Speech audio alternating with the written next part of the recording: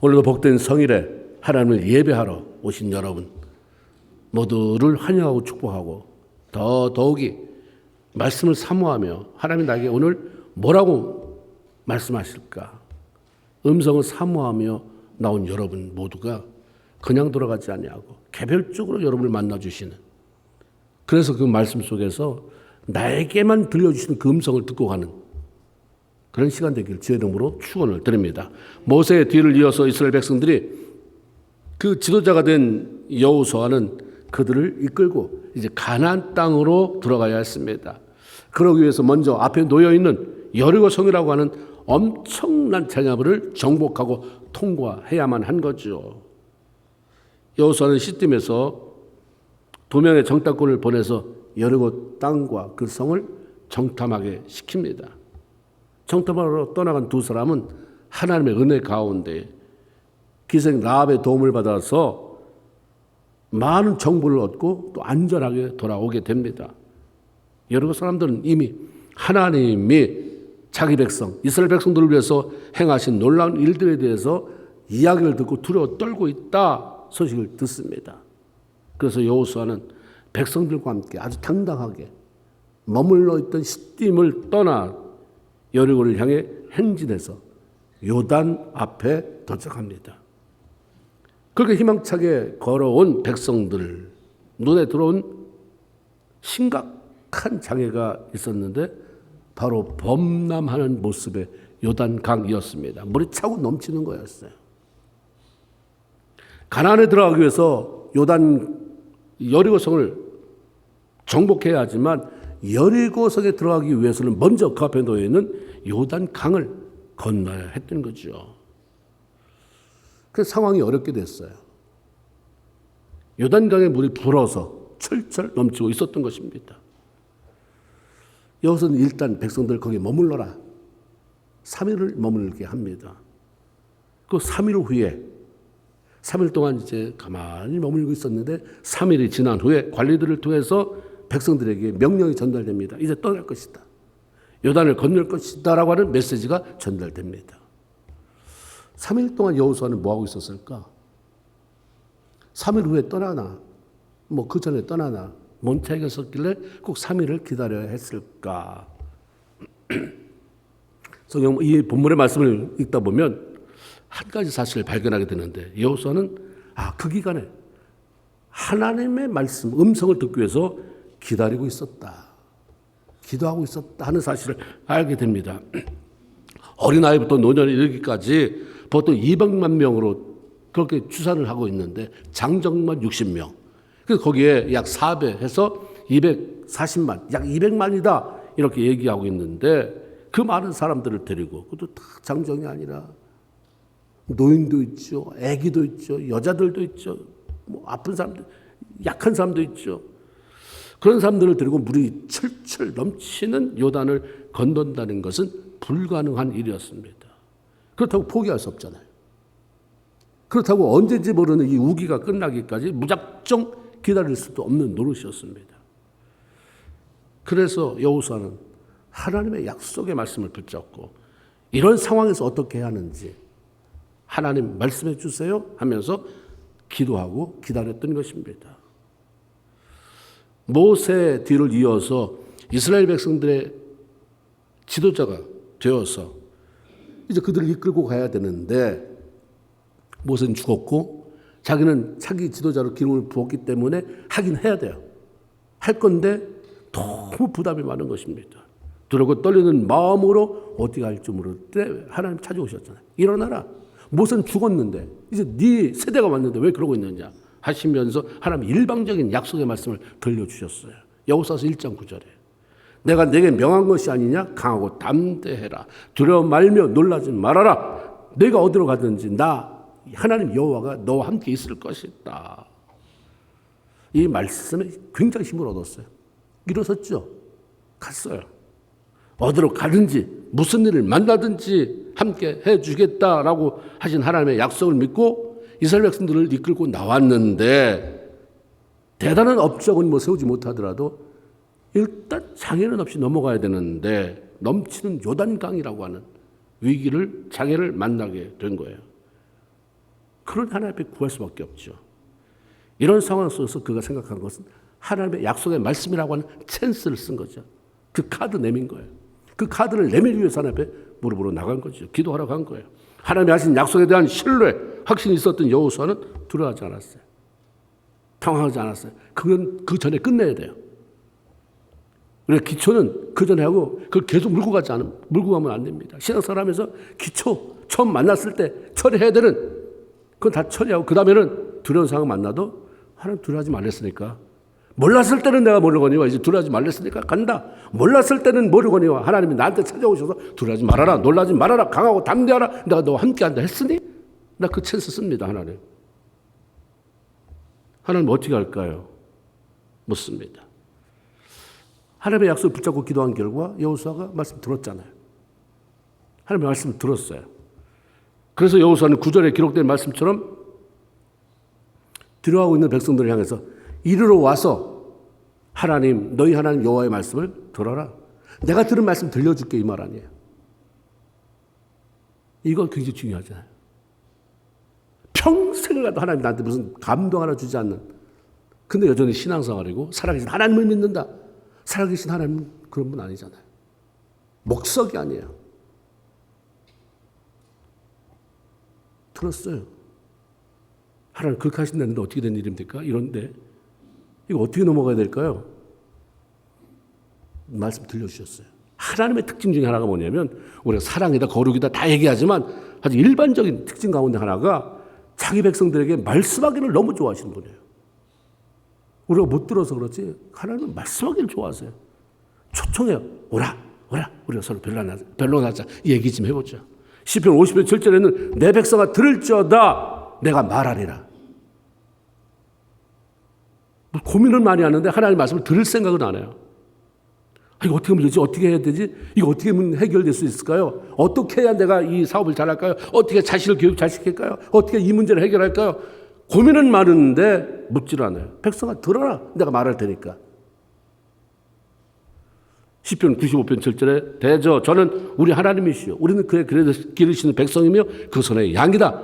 너희가 오늘날 내 음성 듣기를 원한다. 이렇게 말씀하잖아요.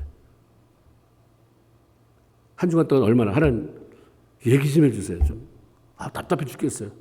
그러면서 주 앞에 나가신 적이 있습니까? 내가 왜 이렇게 예수를 오래 믿었는데도 이렇게 하나도 변화가 없습니까? 하나님 말씀 좀 해주세요. 뭐가 잘못됐습니까? 하나님. 난 나름대로 자식들한테 정성을 다해서 물질적으로 시간으로 헌신했는데 왜 제가 저기 삐뚤이 갑니까? 하나님. 왜 저렇게 애가 변화가 없는 것 같습니까? 하나님. 오라 우리가 서로 변론하자 말씀하셨잖아요. 한번 하나님 말씀 좀 해주세요. 뭐가 문제인지 내가 틀렸습니까? 내가 고칠게 하나님 얘기 좀 해주세요. 이게 있어야 된다는 거죠. 내 백성아 들을지어다 내가 말하리라. 너무 귀한 말씀이에요. 무슨 일을 만나든지 기도하면서 그 일에 대해 하나님이 뭐라고 말씀하시는지 듣고 그분의 인도함을 따라가는 것이 우리 성도들에게 주어진 특권입니다. 암의 권세의 특권은 마패예요. 거지 같은 행색을 해도 마패가 있기 때문에 당당하잖아요. 근데 거지 같은 행색에 암의 권세는 암의 권세인데 암의 권세 출도했는데 마패가 없으면 위로가 없는 거예요.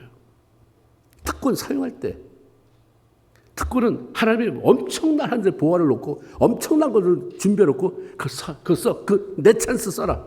그 특권 사용하라 하는데 안 사용하네. 얼마나 답답하겠어요. 얼마나. 하나님의 답답함이 밀려와야 되잖아요. 그래야 뭐라도 조금 움직이죠. 하나님은 우리가 어떻게 해야 할지 알 수 없는 상황에서 기도하고 성경을 붙잡을 때 우리 내면에 세미한 음성으로 말씀하시고 감동케 해서 하나님이 원하시고 나에게 유익이 되는 길로 이끌어 가십니다. 여호수아가 기도하면서 하나님의 인도함을 구할 때 그 두 가지 분명한 말씀을 들려주셨어요. 하나는 범람한 요단 강을 건너게 하는 이유가 뭐냐? 목적이 뭐냐? 그 목적에 대해서. 두 번째는 그 요단강을 어떻게 건널 것인지에 대한 방법에 대한 거예요. 내가 왜 이렇게 하는지, 너를 왜 이리로 이끌었는지 이게 해결이 돼야 돼요. 내가 너 미국으로 왜 오게 했는지 아냐? 내가 너 그 사업을 왜 하게 했는지 아냐? 목적. 그럼 이제 그걸 발전시켜야지. 이민 생활을 승리로 이끌어야 되지. 방법. 그러려면 이렇게 해라. 그 사업 너 기도했잖아. 성공시키려면 이렇게 해라. 방법. 목적과 방법. 이 안에 그게 들었어요. 요단을 건너려면 그 목적이 뭔지, 그 방법이 뭔지를 알아야 된다. 하나님 그거 알려주신 거예요.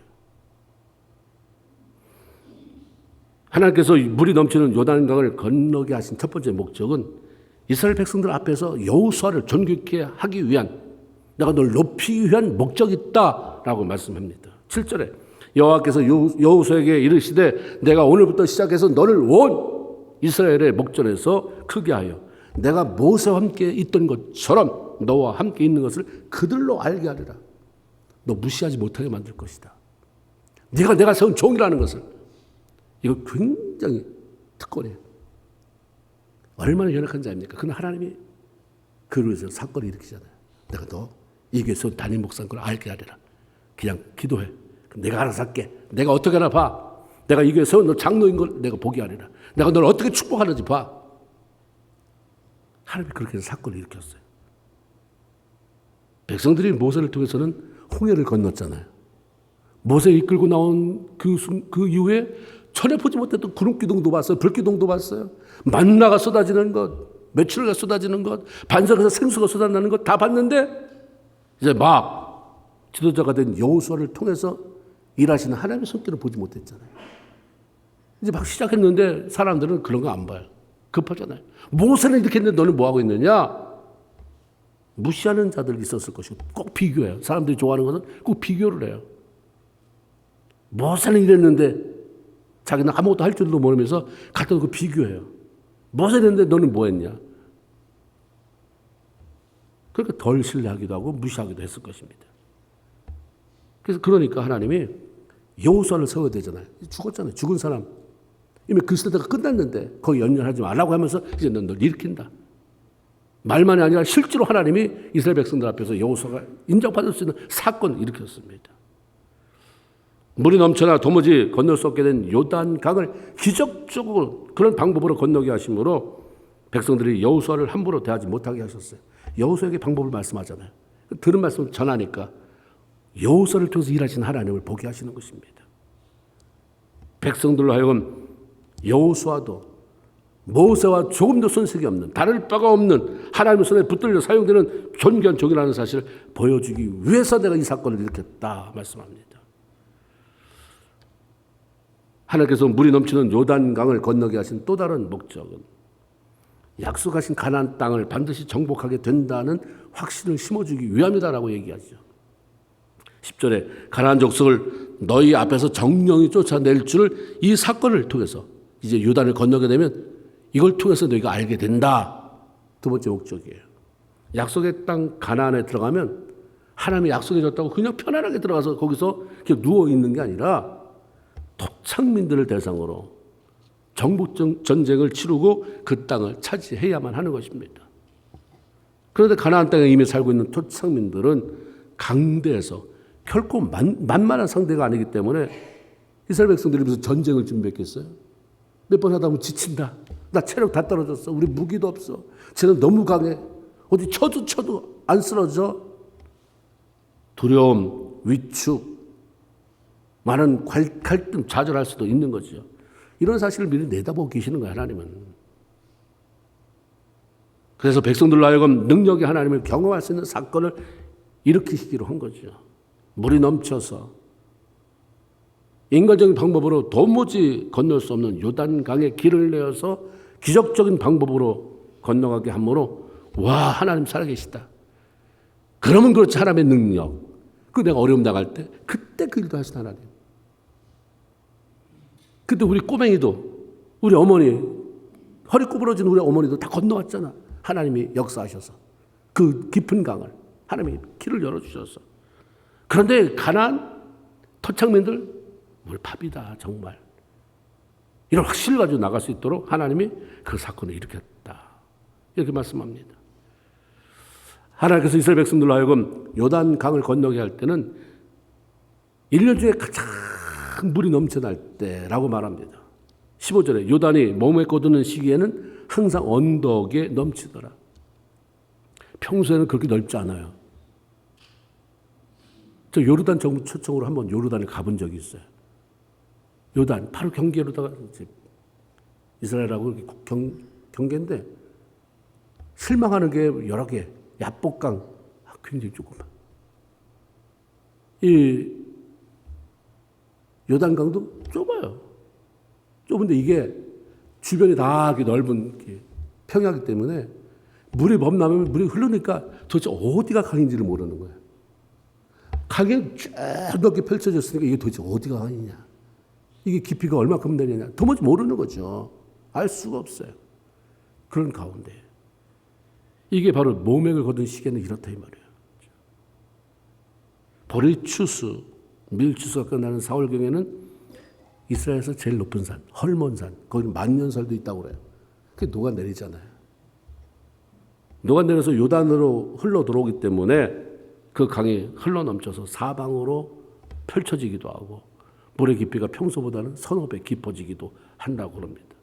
그러므로 어린아이로부터 노약자에 이르기까지 200만 명이나 되는 사람들을 데리고 거기 도무지 건널 수가 없어요. 만약 이스라엘 백성들이 여호수아를 통해서 들려준 하나님의 말씀을 듣지 못했다면 반드시 따라오는 원망이에요. 아니 하나님은 왜 이렇게 하신대야? 모든 걸 다 하시는 하나님께서 그 좋은 날, 그 멀쩡한 날을 다 놔두시고 왜 타이밍을, 시간대를 이렇게 맞추셨어? 아시나 이것도? 이 4월 달이 되면 이때 물이 분다는 거 아는데 하필이면 왜 건너는 시간을 그때 맞추셨어? 왜 우리가 못 건넌다는 걸 알고 이렇게 얄궂게 일하실까? 정말 하나님이 적각꿀이 흐르는 땅으로 우리를 끌어들일 걸 그 약속하는 건 맞아? 이거 몇몇 지도자들이 잘못 착각하고 그런 거 아니야? 하나님이 우리의 삶에 전혀 예기치 못한 어떤 사건을 일으킬 때 그것은 우리를 고통스럽게 하거나 망하게 만들려고 하는 것이 아니다. 그 사건을 통해서 우리를 유익하게 하시려는 하나님의 선하신 뜻과 계획이 있다라고 보는 거죠. 우리가 그렇게 성경 얘기하잖아요. 성경은 다 사건에 대한 이야기예요. 사건은 이거는 하나님이 앉아서 그냥 무슨 강론한 게 아니라 사건에 인간 사회에 일어나는 사건, 그 사건에 대한 해석이에요. 하나님이 해석한 거잖아요. 이거 사건이라는데 나는 이렇게 본다. 다윗이 그때 했던 그 사건. 그거 몹쓸짓한 거다. 너 그 부분에 대해서는 내가 징치한다. 너무 잘했다. 마음에 든다. 우리 이걸 보면서 이런 사건은 이렇게 반응하면 안 되는 거구나. 이렇게 하면 안 된다는 걸 알려주는구나. 하나님이 우리의 유익으로 해서 그런 거지. 그 사건들을 모두가 고난처럼 고통스럽게 다가오지만 하나님은 그런 것들을 겪는 과정을 통해서 하나님을 더 의지하게 만들고 그런 가운데 우리의 믿음을 키우시고 하나님의 축복을 담아낼 수 있는 그릇으로 만들어 가기도 또 비워내기도 하시는 것입니다. 제일 중요한 거는 다윗이 그때 헌금에 대해서 말할 때 하나님 내가 헌금할 수 있는 돈 줘서 감사합니다. 근데 두 번째 뭐라고 그랬어요? 드리고 싶은 마음이 있어서 감사합니다. 그렇죠? 하나님의 축복이 아무리 쏟아지면 뭐 하겠어요? 마음이 병뚜껑만한데. 굉장히 아주 갈망을 하고 그렇게 기도하는데 하나님은 내가 못 준다 아니다가 안 했잖아요. 네 마음 비워라. 네 마음 크기를 좀 키워라.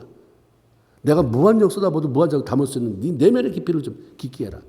그렇게 쉽게 토라지고 그렇게 좌절하고 낭망하고 쉽게 시험 들고 그렇게 낙심하고 그 좁아터진 그릇에 뭘 채우려고 그러는데 이 사건 통해서 하나님이 하시는 일이 그 사건은 여러 가지잖아요. 내 육체의 연약함, 자녀들, 경제적인 것, 여러 가지 사람과의 관계 이런 사건을 통해서 하나님이 원하시는 것은 내 마음 키우는 것, 내 마음 비우는 것. 하나님이 주시는 축복을 낭비하지 옆에도 쏟아버리지 않고 그 고스란히 담아낼 수 있는 그래서 누릴 수 있는 나눌 수 있는 사람으로 만들어 가시는 것입니다. 고난을 통과해내는 내 모습을 통해서 다른 사람 앞에 인정받고 존귀하게 세워지기도 하고 그래서 교회는 공동체는 아픔도 연약함도 내놔야 돼요. 아픔이 있으면 살짝 사라졌다가 자기 혼자 막 어떻게 술을 써서 해결하고 짠 나타나서 나는 아무런 문제 없는 사람이야. 사람들이 아무 문제도 없는 사람이구나. 인정할 게 없는 거예요. 아픈 고통이 있는 걸 다 드러나고 아는데 어떻게 저렇게 그런데도 꿋꿋이 버텨낼까? 어떻게 저렇게 주일 성수할까? 어떻게 저렇게 하나님 앞에 섬기며 살아갈까? 잘 됐으면 좋겠다가 다 나오는 거죠.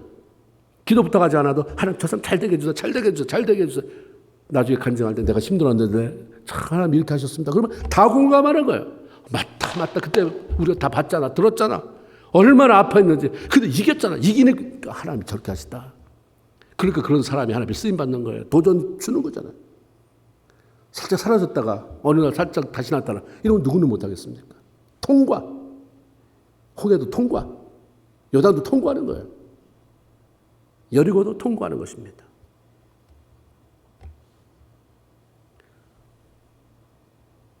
우리가 이런 사람이 이렇게 사건이 힘들지만 통과하면서 사람들 인정도 받게 만들고 하나님 그렇게 만드는 거예요.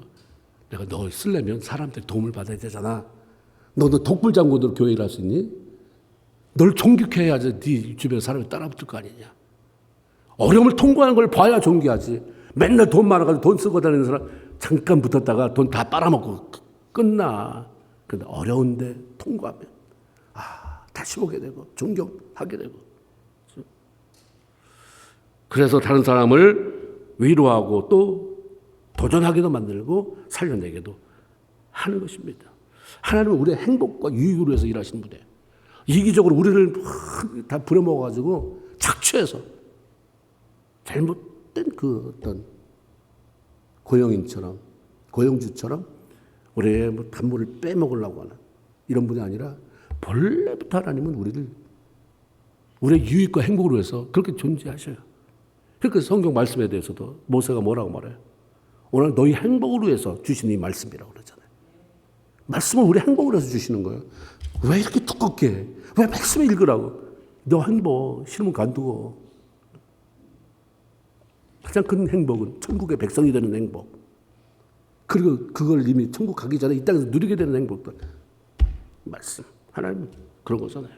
시편 118편 6절에 보면 하나님은 내 편이시라. 얼마나 좋으면 그럴까. 나를 위해서 일하시는 분. 위기 속에서 건져내시면서 하마터면 큰일 날 뻔했는데 역시 하나님이시군요 라고 말하게 하시는 그 하나님은 내 편이시다. 시편 118편 6절 고백이에요. 내 생각보다 크고 높고 놀라우신 하나님께서 나를 위해서 사건을 벌이는 거예요. 그래서 우리가 어떤 상황에서도 감사함으로 받고 하나님이 요구하는 대로 순종해 가는 것이 최상의 삶입니다. 그거 버릴 것이 없어요. 그 감사해서 그냥 다. 나한테 어떤 사건? 재수 더럽게 없네. 이건 우리가 할 말이 아니에요. 우리가 하지 말아야 될 것 중에 재수, 사주팔자 이런 거 무슨 사주팔자야? 하나님이 일하시는 거지. 우연도 없다고 그러잖아요. 하나님이 일하신다. 당장에는 힘든 것 같고 왜 나한테 이런 자식을 주셔서 왜 이런 부인을 주셔서 이런 남편을 주셔서 하나님을 몰라서 그렇겠어요? 안 맞았으면 처음부터 시작도 안 했어요. 안 맞았으면 하나님이 그런 아들 나한테 맡기지도 않았어요. 그런 딸 여러분에게 맡기지도 않아요. 하나님이 하시는 그를 통해서 하나님이 키워가는 가운데서 이 아이를 키우면서 너가 달라지기를 원하고 네가 만들어지기를 원하고 그 과정을 통해서 너도 내가 축복하고 네 자녀들도 축복하고 그냥 감사함으로 받으면 돼요. 우리 삶 속에서 원망이 껴들지 못하게 막아야 돼요. 빈 틈을 가지고 기가 막혀요. 칼날보다 더 면도날보다도 더 얇은 틈 사이라도 그냥 삐죽고 들어와요. 원망하면 이게 우지우지하면서 넓혀지는 거 아시죠? 넓혀져요. 그래서 하나님의 원망은 습관이다 그랬어요. 벌써 원망하는 사람이 원망해요. 원망을 사귈 줄 아는 사람은 사겨. 나 안에서 녹여버렸는데 원망하기 시작하면 쉽게 원망하잖아요. 그냥 말을 해요. 생각도 없이 원망을 툭툭툭툭 던지는데 다른 사람은 듣고 그냥 상처를 잠깐 받았다가 해결하든지 아니면 흘려버리면 되는데 내 안에서 그 동굴을 만들잖아요. 원망이 떼거지로 들락날락할 수 있는 동굴을 만들어요. 근데 말만 그러면 괜찮은데 내 말이 하나님이 들은 대로 행하신다니까 원망에 대한 열매, 쓴 열매가 내 삶에 맺히는 거야. 왜 하나님이 네가 원망 그렇게 했잖아.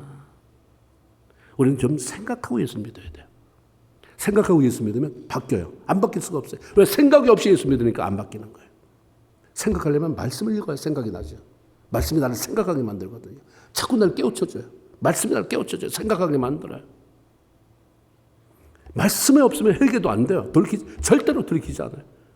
뭐가 근거로 내가 회개하겠어요? 후회는 하지. 이러지 말걸. 말씀이 들어가야 돼요. 나보다 나를 더 잘하시는 하나님의 놀라운 계획, 뜻이 있는데 너무 원망하다가 그 하나님의 나를 향한 놀라운 계획들, 뜻을 무산시켜버리고 그냥 무기력한 삶으로 전락하지 말아야 돼요.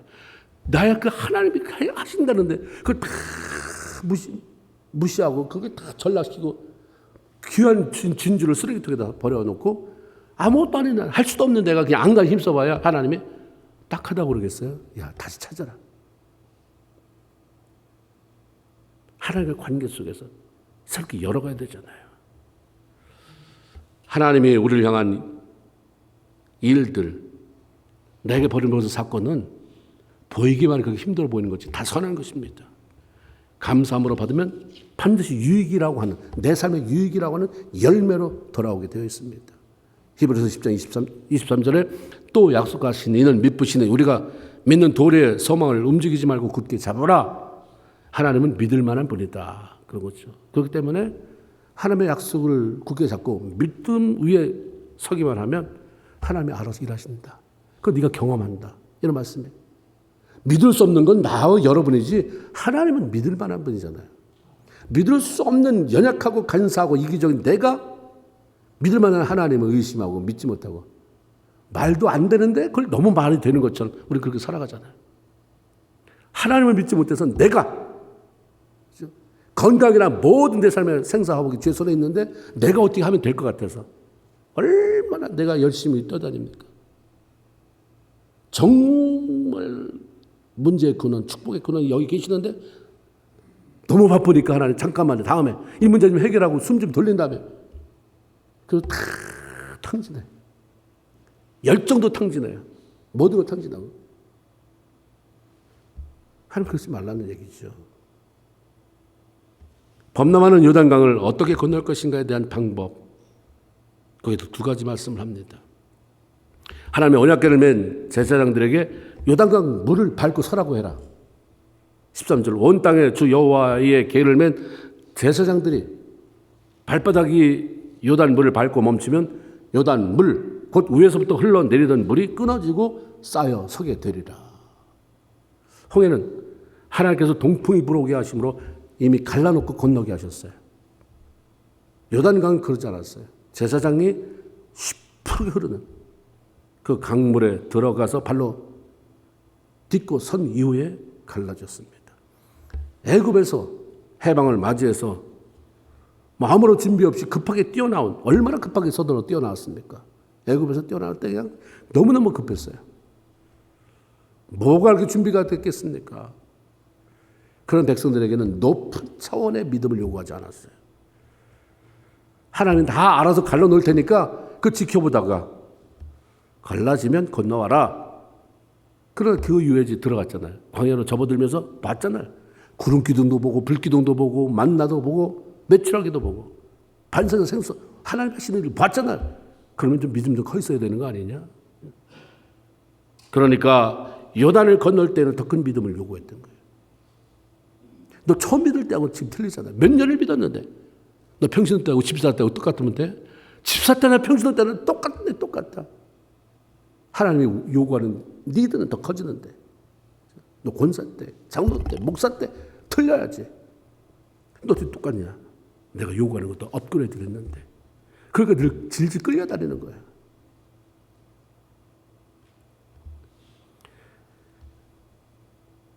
하나님 말씀만 믿고 그 깊이가 얼마인지 알 수 없는 그 강에 들어서라 말씀합니다.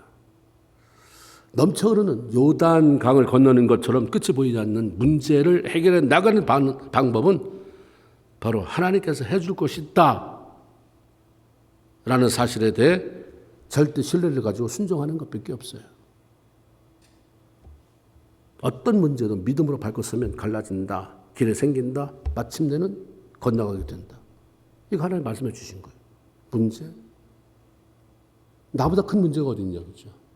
하나님은 만유보다 크시고 문제보다 크세요. 아멘입니까? 따라서 하나님은 만유보다 크시고 내가 겪고 있는 문제보다 크시다. 아멘입니까? 그러니까 뭐 하나님 볼 때는 그런 거죠. 우주단, 야, 내가 전 세계를 만드는데 그거는 실오라기도 안 되는 거다. 실오라기도. 난 안 보이는데 어디. 그러니까 나를 신뢰하는 사람은 그 갈라져. 길이 생겨. 그걸 건너가면 되잖아. 심플. 뭐 그렇게 복잡해. 지금 그렇게 말씀하시는 거죠. 하나님은 먼저 그 일을 제사장들, 지도자들에게 요구하셨어요. 결코 쉽지 않은 요구를 하십니다. 얼마나 두렵고 힘든 일입니까? 하나님을 신뢰할 수 없다면 제사장이고 뭐가 없어요. 무서워가지고 벌벌. 평소에는 믿음 있는 척 하는데 결정적인 순간에 너 저기 들어가. 너 목사지. 저기 들어가. 나 아직 젊은데요. 살 날이 많은데. 너 장로지. 저기 들어가. 평소에는 믿음 있는 척 할 수 있어요. 결정적인 위기 순간에는 본색이 드러나게 돼 있어요. 우리가 신앙생활 하면서 훈련하는 것 중에 하나가 본색 없애는 거예요. 내가 아무도 안 건드려줄 때는 고상한데 누가 한번 내 속 뒤집어 놓으면 이 안에서 와, 저분이 저런 사람이었어요? 저분이 목사가 저런 사람이었어요? 와, 뒤집어가지고 그 안에 온갖 가시 무슨 김치대가리 이런 거 나오게 하면 안 된다 이 말이에요. 하나님에 대한 신뢰도 마찬가지예요. 평소에 말로는 온 교회를 혼자 다 짊어질 것 같이 하더니 결정적인 위기 속에서는 어디 갔어? 그분 어디 갔는데? 찾게 하면 안 되죠. 지도자는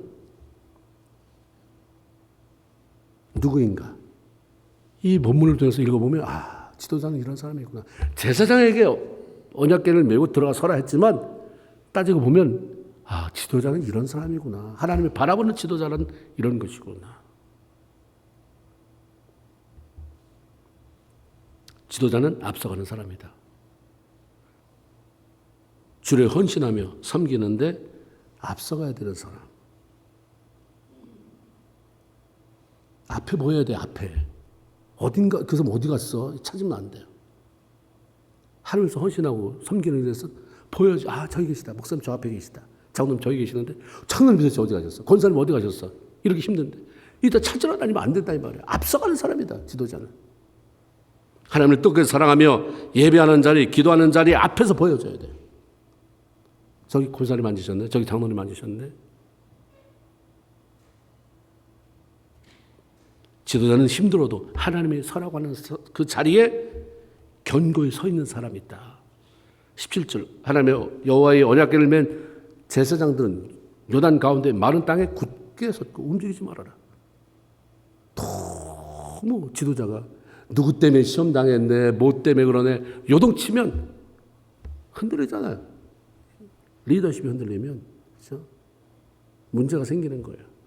언제까지 하나님 움직이지 않고 그 자리에 서 있어야 합니까? 하나님의 대답은 뭐예요? 내가 됐다고 할 때까지. 하나님은 여호수아를 통해서 여호수아 4장 17절에 보면 그런 명령 내리잖아요. 됐으니까 요단에서 올라오라고 해라. 요단에서 올라오라. 제사장이 그런 말을 하세요. 참 어떤 데는 우리 자위로 해야 되는 게 많지만 하나님이 거기 서 있어. 거기 서 있어 라고 말씀하셨어요. 나오지 말고 있어. 내가 됐다고 할 때까지. 그러니까 이런 거는 잠깐 폼으로 다른 눈치에 체면 차리기 위해서 구색 맞추기 위해서 잠깐 있다가는 망하는 거예요. 그러다가는 나갈 수도 없고 안 할 수도 없고 있는데 불안하고 화가 나고 처음에는 그게 왔는데 이렇게 길어지는 거야. 하나님 이게 뭐 하는 짓이에요? 화가 나요. 그러나 각오해야 되는 거죠. 오랄 때까지 그 자리에 서 있는 것이다. 하나님 간도할 때까지. 우리는 너무 내 마음대로 하잖아요. 그러니까 하나님이 뭘 손쓰려고 그러면 없어졌어? 그래. 거기 서서 내가 뭐 이제 얘기하려고 그러는데 근데 뭐 너한테 좀 맡기려고 하는데 잠깐 있었으니까 하나님이 그걸 찾았을 거 아니에요. 근데 없어졌어요. 근데 있으라. 다 건너갈 때까지 있어라. 지도자는 그거잖아요. 밥 먹을 때 모자랄 것 같으면 제일 끝에 누가 서야 돼요? 담임 목사님이? 장로님이 서야 돼요. 우리 그런 거 있잖아요. 근데 보면 우리 교회에게는 절대 아니에요. 그럴 때 자기한테 유익 있을 때는 보면 머리집이 싸매고 내 밥그릇 챙기는 그런 리더가 아니라 남의 밥 그릇 챙겨주고 나는 없으면 하나님 감사합니다. 물은 흔해요. 하나님이 됐다 하니까 육지로 올라오잖아요. 그런 순간에 이제 다 건너갔으니까 물이 합쳐져 다시 원래 상태로 흐르게 됐습니다. 직분을 갖게 되는 순간 내가 노하지 않고 받았죠. 그 다음부터 지도자가 되는 거예요. 자기만을 아는 이기적이고 유약한 자가 어떻게 리더가 될 수 있냐 이 말이에요.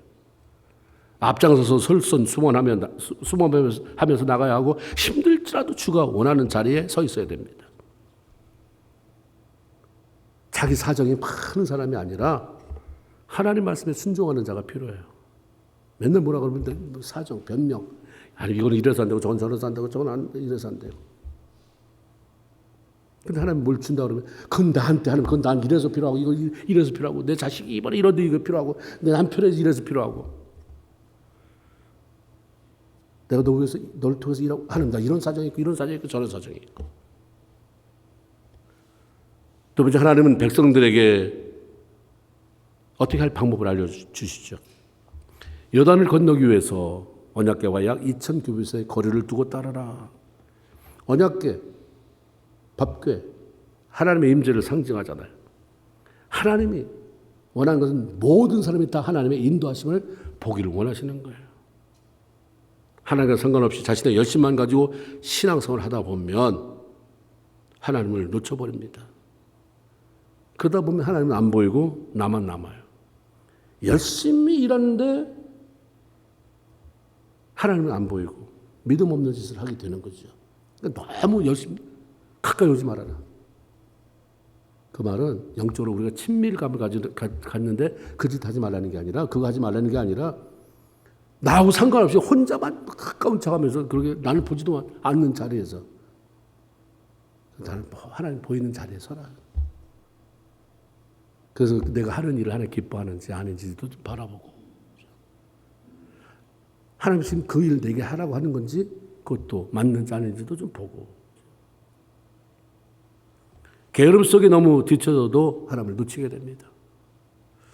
하나님을 가장 잘 바라볼 수 있는 그 자리 각자 알아서 찾아야 되겠죠.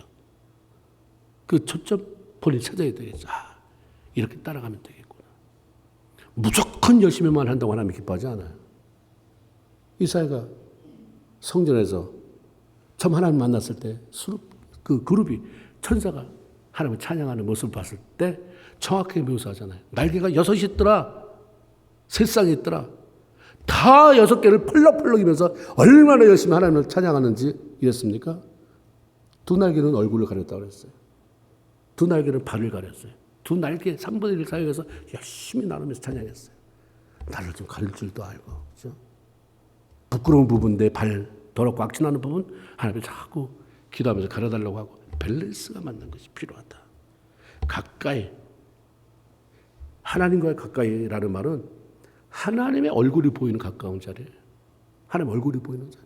하나님 안 보이고 그냥 내가 내 성격대로 이거 아니고 성격대로 다 그렇게 일하죠. 하나님은. 호랑이를 고양이처럼 만들어 놓고 일시키지는 않는데 내 얼굴이 보이는 자리에서 해라. 4절에 보니까 그러면 너희 행할 길을 알리니 너희가 이전에 이 길을 지나보지 못했습니다.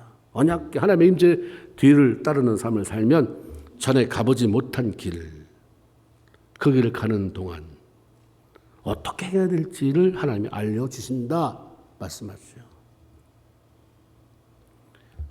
아주 생소한 광야길을 가든 아니면 위태로운 요단강을 건너든 하나님을 가장 잘 보이는 자리에 서서 쫓아가면 길이 열린다. 열어준다. 너의 행할 길을 알게 한다. 이렇게 말씀하십니다. 우리가 반복되는 삶을 살아간다고 말하지만 그렇지 않아요. 매일매일 전에 살아보지 못했고 가보지 못한 처음 가는 길을 가고 처음 살아보는 삶을 살잖아요. 내일, 오늘, 어제 안 살아본 삶이에요. 오늘 처음 살아보는 거예요. 내일 똑같은 직장, 똑같은 집에서 똑같은 식구들 만나고 산다고 해서 똑같습니까? 또 새로운 거예요. 어떤 말을 듣게 될지, 무슨 음식을 먹게 될지, 무슨 사건이 벌어질지 몰라요. 매일매일 우리는 새로워요. 이따 사는 게 그렇습니다. 나그네 길을 가는 게 내일은 오늘 살아보지 못한 채 새롭고 낯선 삶을 살아가게 되는 거죠. 그런 삶 속에 가장 중요한 것은 길을 잃어버리지 않는 것입니다. 길을 잃어버리지 말아야죠.